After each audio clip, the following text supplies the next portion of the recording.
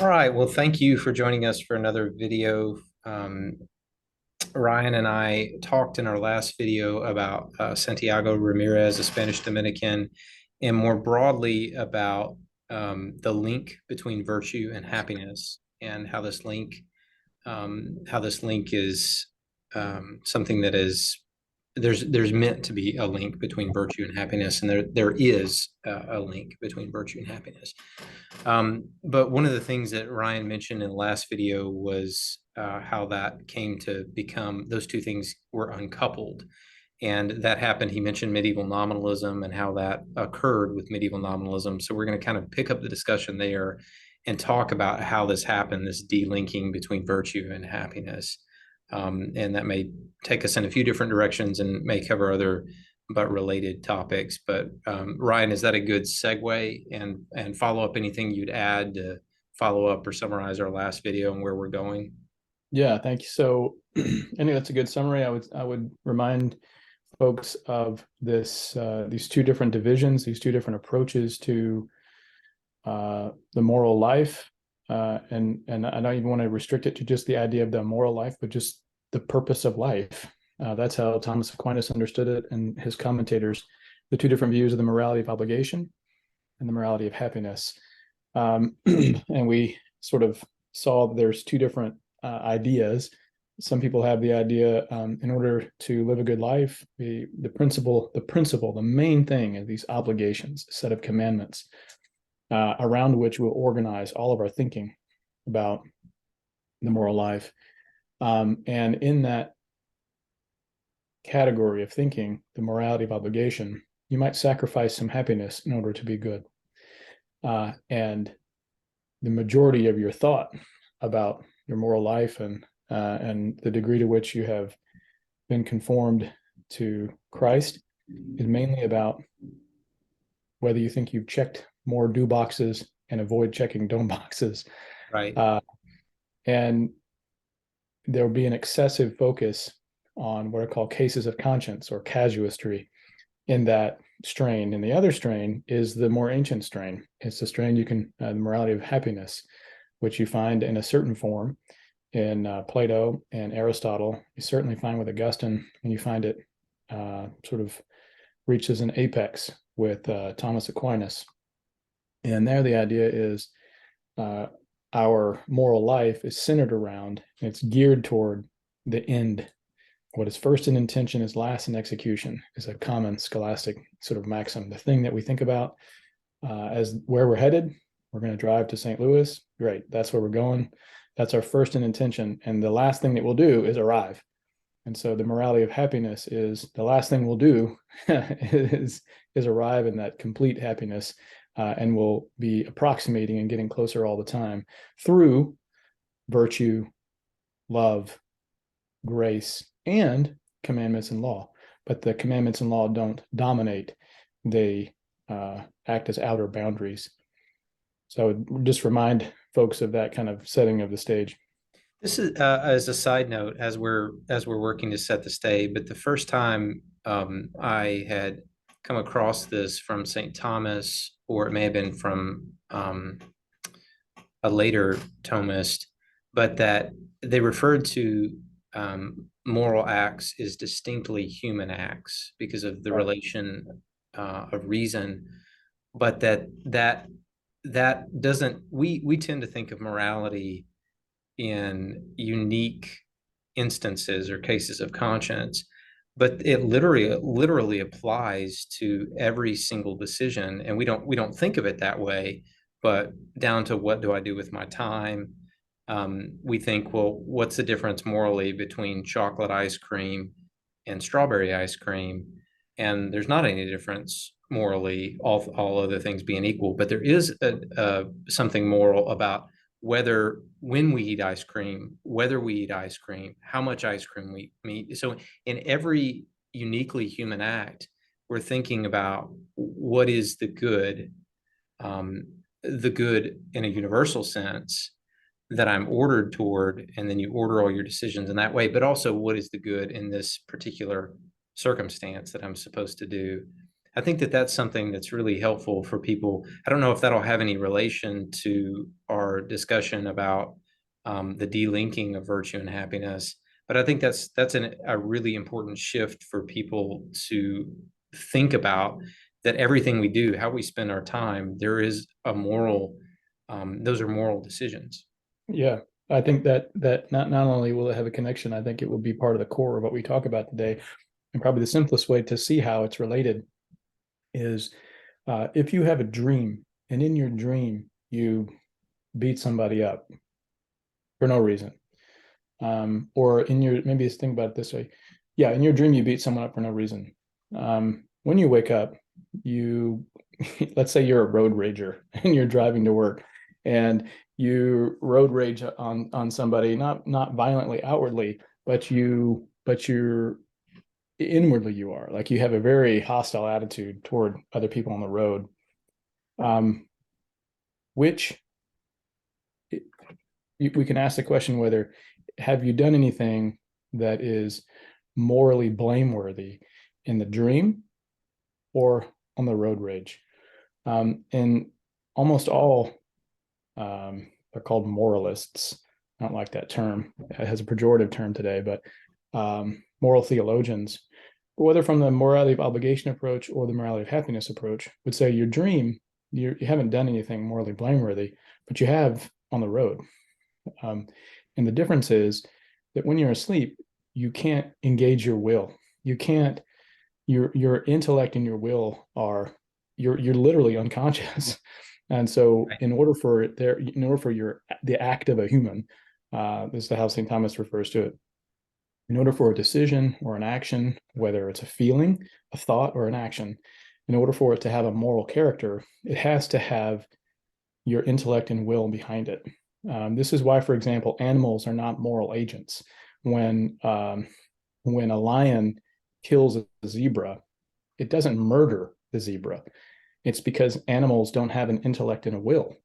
When a fish takes when an eagle takes the fish out of another eagle's talons, it takes the fish, but it doesn't steal it, because they're not moral agents. Why is that? Because they don't have an intellect and a will. And Right. the story of the delinking of virtue and happiness can be found directly in this Mm. story about intellect and will and what those two things actually are. Mm. Great. That's a fantastic framing. Um, I suspected we would probably begin with this delinking. You'd mentioned medieval nominalism and Ockham. Would that be an okay place to start? What happened there with Ockham? Particularly, you mentioned how he understood the will. He had a completely novel understanding of the will. Maybe we could dive in there. Would that be okay? So the key here, so the key last time was this understanding of these two different categories: morality of obligation versus morality of happiness. The key today is understanding the following issue about the relationship between the intellect and the will, and about what freedom is. What is freedom? Occam had a very different understanding of that, and I suspect that everyone watching this video, almost everyone, will have Occam's understanding and not know it, which is a heck of a thing to say. Mm. But I've found it to be true that unless the person I'm speaking with has studied these things, they will most likely, like myself, when I first started studying these things, find themselves affirming Occam's understanding of the will and of freedom and not knowing it. Right. Um, and so the key for today is this issue about the relationship between intellect and will and what freedom is. So Occam, to the extent anyone knows his name, the average person knows his name, they know it from the idea of Occam's razor, which is the idea that we don't multiply metaphysical entities beyond necessity. And if you get into Thomas Aquinas, you'll realize Thomas himself affirmed that. Occam didn't. Occam didn't invent that. I remember when I was reading in the Summa Theologica one day and found what is substantively Occam's razor, and I was like, oh my gosh! So then I started research. Sure enough, like everybody believed this stuff Mm. before Occam. This is It not was it something. was a question of what constituted necessity. Yeah, exactly, Right. exactly. That was his different perspective, not the fact that we don't multiply metaphysical things beyond necessity. That's right. Right. So to the extent anyone's heard his name, they've heard his name with something that's dubiously associated with him. He was a 14th century Franciscan who never got his master's degree because in his study, he was an Englishman. In his study at Oxford, the chancellor of Oxford refused to award him the master's degree because the chancellor believed he had dangerous doctrine. And of course, that's true. And so basically what you find in the Franciscan tradition, a person like St. Bonaventure, who was a contemporary and as far as we can tell, a friend of Thomas Aquinas at the University of Paris, a great mind who saw some things differently than Thomas. Then after Bonaventure, you had Duns Scotus, also a great mind. But you see this increasing gulf created between the Dominicans and the Franciscans. And then along comes Ockham. And Ockham fled to Germany because his propositions were up for papal censure. And he fled to Germany to be under the protection of one of the regional governors there, like someone else would do 150 years later. And he is reported, I don't know whether this is true, but he is reported to have said, defend me with the sword and I will defend you with words. And so he started his writing, was a brilliant person. And he had a particular view about what's called universals, which is a metaphysical idea, which I won't get into in any great detail or depth because it's an incredibly important, wide-ranging subject. Go ahead, Michael. Ryan, I was going to say, if you think it's okay here, I think I could do a 3 to 4 minute summary. Do you think that'd be Do okay it. to tag it in Do here? it. Yeah, do it. Okay. Yeah. So the question over universals, this is something I've spent a ton of time on, but I'm going to back up a little bit. I'm going to cover a few figures, but we're going to do it quickly, and maybe in future videos we'll talk more about this. But the problem of universals, there's an excellent Stanford article online by a wonderful philosopher named Gyula Klima on the medieval problem of universals. And one of the things he notes is it stems from the ancient problem of universals. And Plato, it can be animated through a question of if you have, say, 4 or 5 cups lined up and they're of different size, different material, ceramic, glass, different color. They have different volumes and they're materially different. So they're all different, but yet they're all cups. So then you ask the question of, okay, what makes them different and what makes them the same? And Plato, who is a realist, was referred to as a realist, and is sometime in modern parlance referred to as an extreme realist, held that there are these things called forms, and the forms are what it has a form, let's call it cupness, that makes the cup to be what it is. And Plato posited that these forms exist in the heavens. So there's this famous analogy of the cave where the forms are in, it's like we're in the cave and the forms are like the fire that's shining in from the cave and we're looking on the cave wall seeing shadows, but the real thing is at the mouth of the cave and the real forms of cups of natural kinds is in the heavens and everything is modeled off of it. And Aristotle noted problems with this that were recognized by Plato himself in a book he wrote called the Parmenides. But Aristotle said because of those problems that cannot be the case, and instead the forms are in the things themselves, what Aristotle called the formal causes. So cupness is in the thing itself. And without going into a ton of detail, this helped with a lot of things, particularly related not just to metaphysics, but also to how we know things, how we know what they are. And so this is not going to do justice to it, having to cover it briefly, but I'm going to just mention a couple of tidbits and then we can move forward. But that when you know what something is, when you know the essence of something, that you do that through a process that Aristotle called abstraction, where you abstract the form from the thing. And when you do that perfectly, you're actually able to define it through a definition. You're able to know what it is. But this makes communication possible. It undergirds our ability to know the extramental world. And there's another theological dimension that was picked up by Augustine, that I'll mention in a moment. But it's the reason that if we're at a tea party and I ask a friend, hey, we've got 12 friends coming over, would you grab 12 cups out of the cupboard? They don't look at the different cups all bewildered and say, well, which one's a cup? We have the same thing in mind, and that same thing that we have in mind is in the thing itself. They don't run to the trunk of their car and pull out a water hose. They know what a cup is. So we're able to, through the process of abstraction, to know what something is, to be able to not just name it, but to be able to know what it is, to interact with it, and to be able to communicate about it. And there are some interesting theological dimensions to this in the natural world that were picked up by St. Augustine and then further developed by St. Thomas. I won't get into that now, but Plato, Aristotle, St. Augustine, St. Thomas, they were all realists. And Augustine, and particularly St. Thomas, there was accomplished this great synthesis of ancient and then developing realism with figures like St. Thomas. There were differences between St. Thomas and St. Bonaventure, but it did represent a synthesis of realism with some variations. Nominalism, the Latin word numina, means names. And so what they held was that universals, extramental universal formal causes don't exist.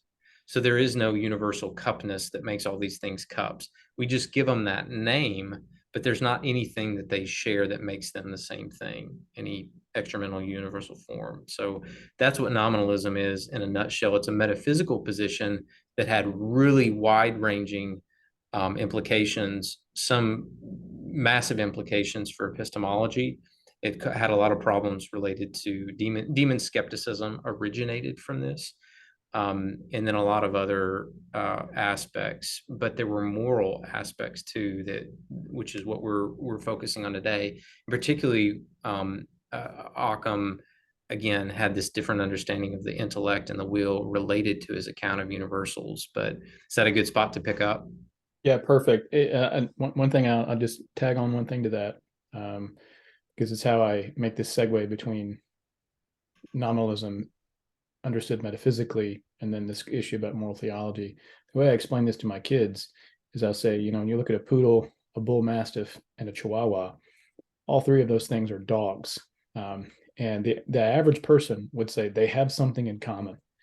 And what they have in common is the nature of dogness or canininity. That's what they have in common. Now, they look very different and so on, but they share the same class or kind, and that class or kind, dogness, is real. That's why, for those who are watching, Michael said realism. It's real in the sense that it exists not just in the mind, but also outside the mind. It's real. We are confronted with it. We find it in the world. And that's where our word dog comes from, the nomen. But the nominalist said, no, to the extent that the word dog has any meaning, it's because we just agree. It's conventional. There's nothing in the thing outside of our minds that has any sameness between the three dogs that I referenced. So if that's true, which it's not, but under their view, it seems very abstract, very metaphysical, and it is. It has very concrete sort of consequences here, for example, in moral theology. If things don't have natures, then you and I don't have a nature. If things don't have a nature, then what was the great medieval synthesis that saw its apex there in Thomas Aquinas, this thing of what's called the transcendentals. Whatever has being, whatever exists, is also true in a certain respect, and it's also good. And those things exist outside of our minds, and God has made us in such a way that we have faculties or powers that are designed to hook up with and link up with those different parts of the world as it exists outside of our mind.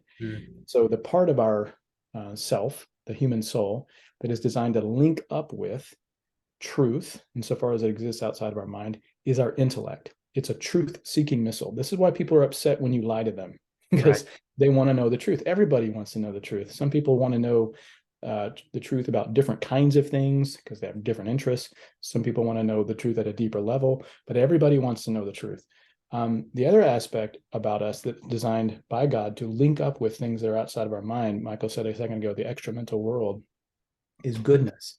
And what Thomas Aquinas and most of the other medieval scholastics taught is that one being truth and goodness, those are all different in sense, but the same in reference. So an example of that would be if I speak to my kids and say, hey, meet me at the breakfast table. And then later I'm speaking about something else and I say, meet me at the dinner table. Well, in our house, it's the same table. So breakfast table and dinner table have two different meanings, but they refer to the very same thing.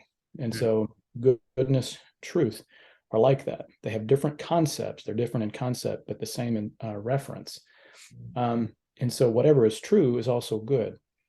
Now, if you deny that there are extramental natures, things that exist outside your mind, that whole synthesis breaks down.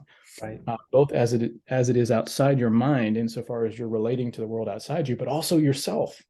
Mm. There's nothing that the reason why Michael's called a human and I'm called a human is because that's just a word that we use to label things. It's not because we have something in common. And so what Ockham did then is he took a strain that is considered fine and orthodox, not considered Thomistic, but it's considered fine and orthodox in the Franciscan tradition, called voluntarism, which gives preference to the will over the intellect in many things. He took that and he took it a step beyond Bonaventure and Duns Scotus. He took it beyond that and he coupled it with this nominalism. Bonaventure and Duns Scotus were not nominalists, they were realists.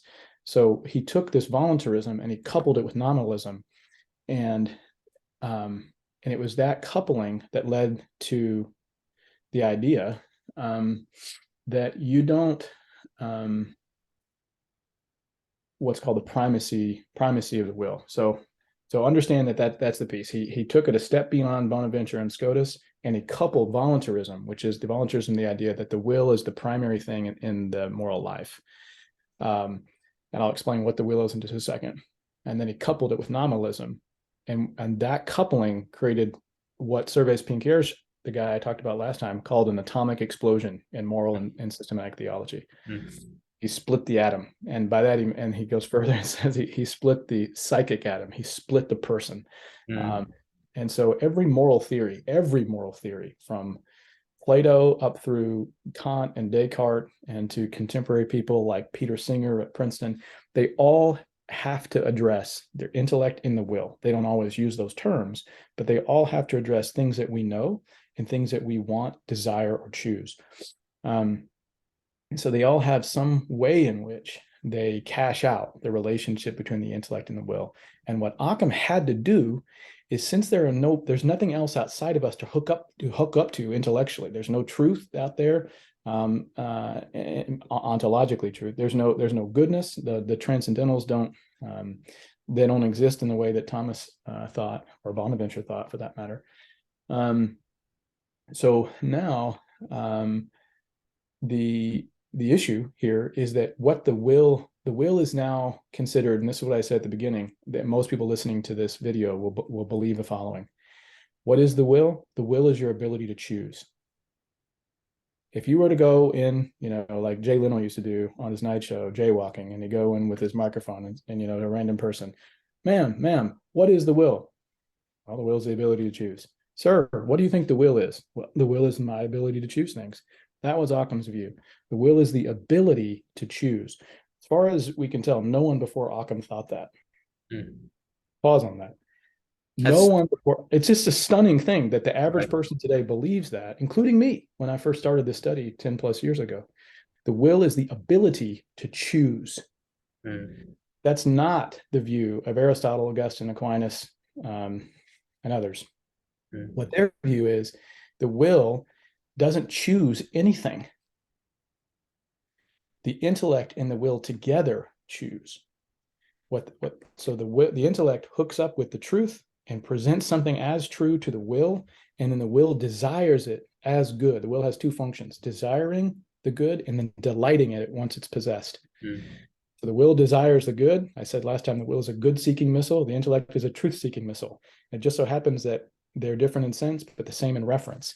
And so when the intellect presents something to the will as good, this is under the older view, pre-Ockham view, the will desires it. Mm. But in order to choose it, it takes the intellect and the will joining together to choose the good. The will doesn't choose anything. It's a desire. It's called an appetitive faculty. It's an appetite for something. But Occam thought that the will was Can I mention completely something there? indifferent.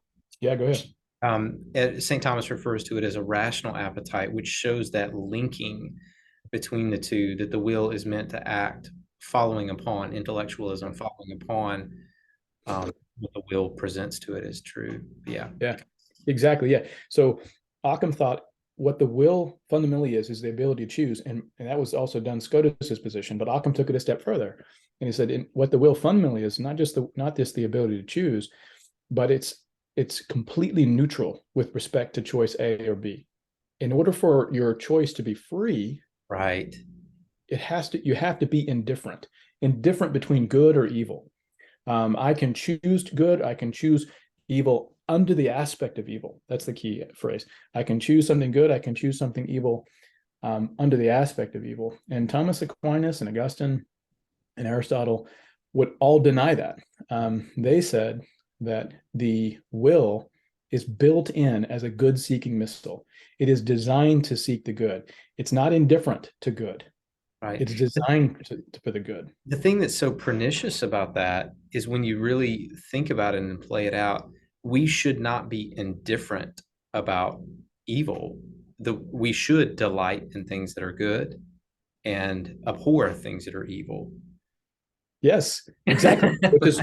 Which is the reason why Occam began the morality of obligation.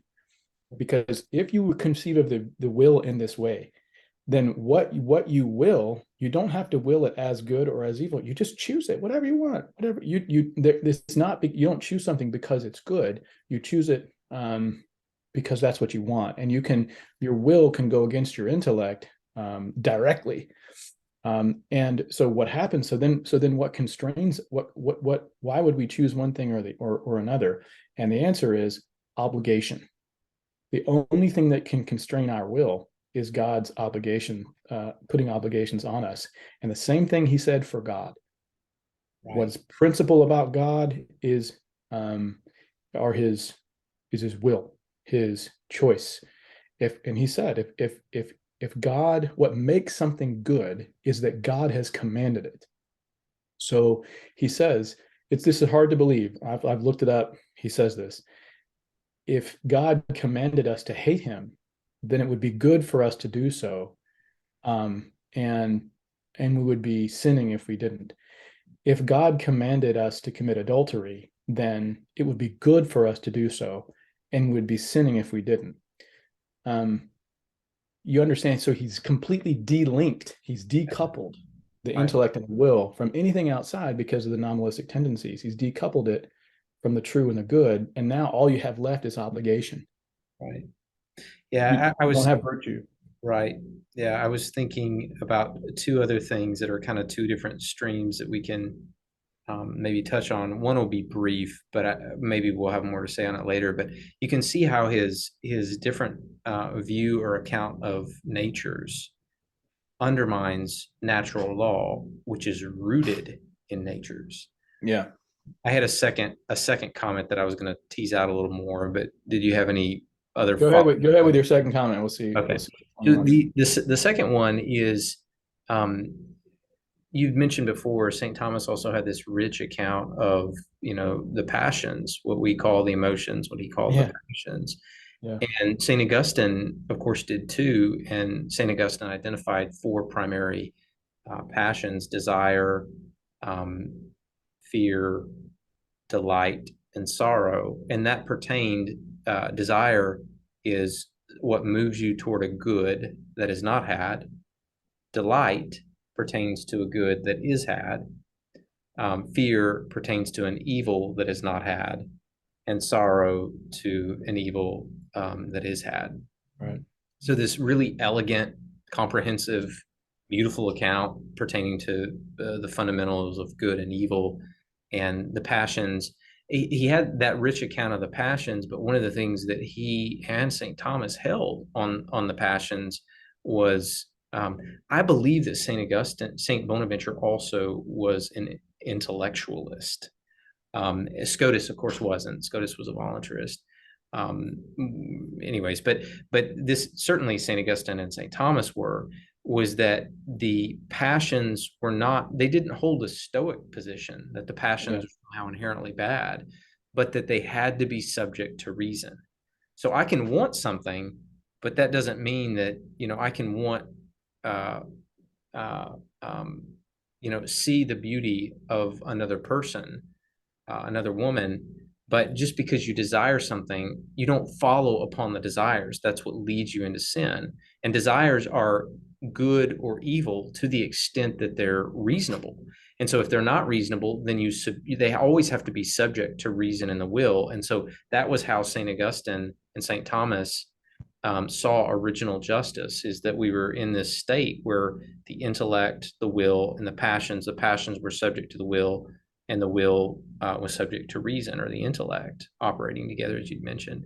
But that what happened with original sin was that the passions, desire, began to steer the ship contrary to reason, and then reason or the intellect began to serve disordered passions. Disordered meaning they're not subject to reason. You're not first asking, is this the right thing to do? Is this what I should do? You're just first asking, do I want it? And then figuring out some sort of intellectual gymnastics to tell yourself it's okay. We all know what that is, that sort of rationalization. But anyways, those are some thoughts that I had. And Yeah. I would say on that point, you're right on the point about um, the passions, the emotions, and their relation to the moral life. I would add to that the idea that what Aquinas says about the passions is, I think, very biblical, and I think it's what Jesus says right, about it, which is not just that emotions have to be subject to reason. That's true, but they have to be subject to reason in such a way that they're trained to right, reflexively. I know you're from that. To reflexively react the correct way. There are some things that you ought to be angry about, and if you're not angry about it, there's something wrong with you. right, Uh, and it's just that most of our anger is either misplaced or it's rightly placed, but at an inappropriate degree. And so what he says about the emotions, and this is an example again about the difference between morality of obligation versus happiness. To the extent that morality of obligation theorists speak at all about the emotions, they speak about them as things to watch out for, to be careful of. Don't sin in this way. If you have this emotion, don't sin in this way. But they very rarely speak about emotions being perfected, right. leading to fullness, Beautiful. because we are created with emotions. They're not bad. Right, They're in themselves neutral, and they can help. They can when they're properly trained. Aristotle speaks about them, and Thomas agrees with this. They're like you can't you we can't control our will by fiat. They're like wild horses. We can't control our emotions by fiat. They're like wild horses. They have to be trained and reined in, and then when that's done, now they can carry us quickly in the appropriate virtuous direction. right. I think St. Thomas, correct me if I'm wrong on this, but I think St. Thomas uses the imagery of them being like the sails, and the Yeah. wind catches the sails and moves it, help us Yeah. forward. Yeah. And so this difference here, this difference in treatment, for example, about the emotions, and this is another way in which you can tell the difference between someone who is a morality of obligation theorist versus someone who's a morality of happiness theorist. I said what freedom was for Ockham. Freedom is just simply the ability to choose, and the will is 100% indifferent. Um, and so everything that comes down to your choice, which comes down to obligation, which comes down to your conscience, and then so we then make all of moral theology about those things. And moral theology should include those things, but it can't be centered around those things. And so, what did St. Thomas center it around? How did he describe freedom? He described freedom as what some other theorists have labeled it. The morality of obligation, morality of happiness, freedom of indifference. That's Occam, freedom of indifference, versus for Aquinas and Augustine and Aristotle, freedom for excellence. And you can think about it like this: the purpose of our ability to choose is to help us to grow. We could say in virtue. We would also say help us to grow, become more like Jesus in our thoughts and our emotions and our actions reflexively. And the emotions, when properly trained, are really good at helping us with those reflexes when they're properly trained. And so you can think about what freedom is supposed to be from St. Thomas's perspective, which is like think about a little kid learning to play piano, and that kid is not free to open up a Mozart piano concerto and play it. Not capable of doing it at that time, or capable but not trained. And so what do? They start out with rules. Start with rules. Here's what you do. You put your hands like this. You sit like this. You have to practice this number of minutes in a day. And over time, those rules help form, he would say, a habit. And in this case, it's a habit that helps toward flourishing. So that's called a virtue. Ockham used habits and virtues, but he used that word, but he completely changed their meaning. And over time, what happens is that child becomes free for excellence in that they're able now to do this thing, to flourish in this particular way. I'm not free to do brain surgery today. I've not been trained. I wouldn't know the first thing about what to do, but I know some people who are. And those people have been trained over a long, long time to be able to do those things, and they're free to do it. So what freedom is for from the Augustinian kind of Thomistic perspective, what freedom is, it's a freedom for excellence, not a freedom of indifference. The will doesn't just sit back aloof and indifferent between options A and B.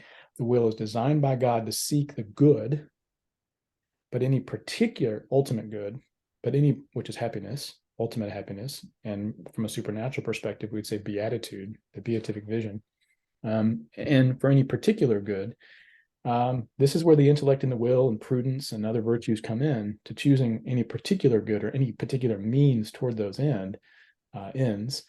And we've all experienced it. This is the thing. We've all experienced, I hope, growing in virtue, which just means power. Virtue is that's the Latin word, virtus, power, your ability to do something. And what habits are settled dispositions. They're like a reflex.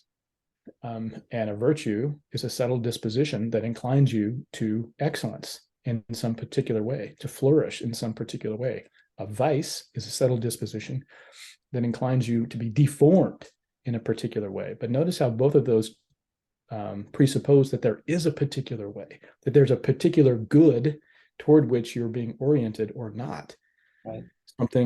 Something that is not missing from an Ockham account, except insofar as God commands it. And that's why this whole theory of obligation becomes the central point instead of this happiness and virtue.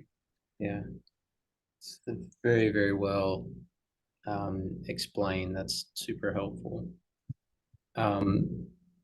Super helpful.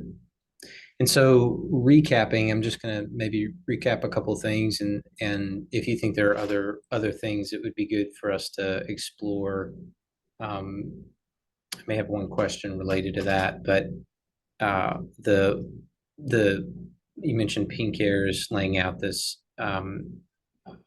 morality of indifference and morality of excellence, and based on two different accounts of the will. And the morality of excellence is, I think of like in the beginning of Acts, he says he's writing his letter, Luke is writing the book of Acts, most excellent Theophilus. And that's the idea, but excellence being associated with virtue being a habit to do good. That's how St. Augustine defined it, that virtue is a habit to do good, a vice a habit to do evil. But that's linked to human flourishing, that when we seek to grow in virtue, because it is through virtue that we attain both natural happiness, but also supernatural happiness. What St. Augustine and St. Thomas call the theological virtues of faith, hope, and charity that are all ordered toward God as our final end, the highest good. That's adding in some additional things, but any other streams? Is that a good recap? Any other summary that you would add, and then any other streams on this that we should explore? I may have one question, but I'll start with that.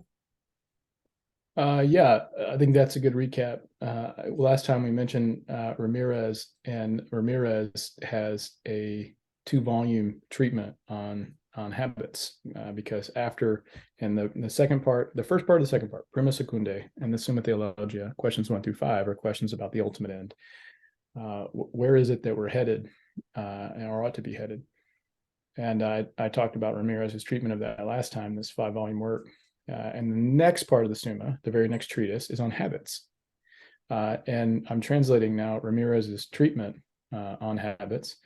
And he says at the beginning of that, which is in Latin, and it's that whole scholastic thing that I referenced last time. Here's what he says about the treatise on happiness, not his book, but Thomas Aquinas's treatise on happiness, and it's important. So he has a section on the importance of the treatise. It says the importance of the treatise, maximum est, is what he says. It is maximally important. He says, it is indeed of the single greatest significance in theology to understand the nature of sanctifying grace, infused virtues, the gifts of the Holy Spirit, or original sin, to your point earlier, Michael, and the light of glory, which has to do with the beatific vision. However, all of these cannot be intimately understood. They can be understood, but not intimately understood without knowledge of the nature of habits. For in truth, all of those things are actually habits. Therefore, in the practical and purely human order, the treatise on habits is of the greatest importance. Maximi momenti. For all education is directed toward this end, namely to produce and form good habits in the minds and bodies of children. All human culture is combined and contained in habits, because all human culture is contained in sciences, art, industries, and virtues. Indeed, all of these are particular habits. And he goes on to say more about all that. How beautiful. It's beautiful. And I'm like, gosh, I don't think, just recently, a book came out on habits by Ezra Sullivan. He's got 2 books, actually, one giant book, and then a more popularized version of it, both of which I have. Very, very good, very helpful. But before that, there's like very little, Right. on habits. Right. So I think in And some ways we're it seemed recovering. like there was a vacuum for some time, even on treatments on the virtues. Yeah. Pinker's had his work on the virtues, I don't know, maybe in the late 80s or something like that. Or um, what are your thoughts about in terms of where we might segue from here? We can talk more about this, but to give our those that are viewing an idea of what we may be talking through next. What are your thoughts on talking about the virtues as habits, and maybe particularly the cardinal virtues, justice, fortitude, temperance, and prudence? Or what do you think would be a kind of a natural segue from here? Any thoughts about some things that we might talk through in upcoming videos related to Yeah. this? Yeah. I think it'd be a good idea to speak about the cardinal virtues and the 3 theological virtues, faith, hope, and love, and compare those to what Thomas Aquinas calls the 7 capital vices. That's the historic name. And today, what people call them is the 7 deadly sins, which is kind of a popularized version. And then actually one of the 7 that Thomas Aquinas has in his list. He actually has 8 in his list, because there's a trunk of a tree and then there's 7 branches. And that idea comes from Gregory the Great, the 600s. The current list misses one. If you ask the average person about what are the 7 deadly, the 7 capital vices, they won't know what you mean. If you ask them what are the 7 deadly sins, I've heard of that, and they'll probably name pride, as one of them. So it may be useful to speak about both what they call the tree of virtue and the tree of vice, so people can recognize those things, because they're considered to be. That's why Thomas calls them the 7 capital vices. They're the seed beds out of which a lot of other vices flow, and the same thing with the virtues, seed beds out of which the virtues flow. And by the way, the Catechism has a really great treatment on this, in part because Servais Pinckaers, whom we spoke about last time, was one of a main contributor to the moral theology section of the Catechism. So a lot of this kind of more restored understanding is contained in that treatment, and so one can go there and find some good information as well. Great. Yeah, that's fantastic. Thank you. And so that's where we'll plan to go from here. And thank you all for watching. And we'll look forward to our next discussion, which will be on the virtues. All right. I'll talk to you soon, Ryan. Okay, talk to you later. All right. Bye.